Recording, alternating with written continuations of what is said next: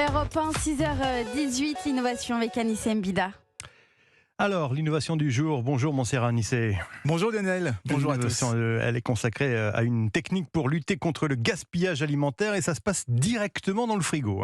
Oui, directement au cœur de l'action, sur les lieux du crime. Parce qu'on le rappelle quand même, l'essentiel du gaspillage alimentaire, ce sont tous ces produits frais qu'on achète et qui finissent par pourrir dans le frigo.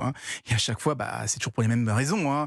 Soit parce qu'on les a pas consommés assez vite, la fameuse date de péremption, soit parce qu'on les a oubliés, là ils étaient cachés derrière au fond.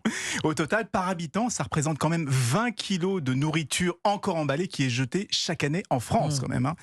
D'où cette idée, nous accorder un petit répit grâce à un purificateur de frigo. Alors qu'est-ce que c'est ? C'est un petit appareil que l'on pose sur une des clayettes et qui va détruire toutes les bactéries, toutes les moisissures qui circulent dans le frigo.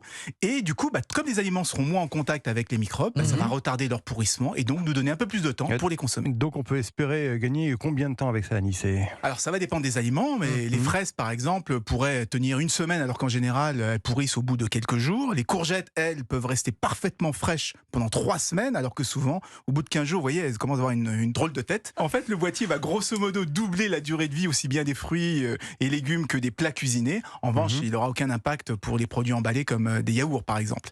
Et c'est un appareil qui s'appelle le Shelfie et il est conçu par Vitessi, une start-up italienne. Mais alors dites-moi, c'est le genre de technologie qui gagnerait à être intégrée directement dans nos réfrigérateurs, non ?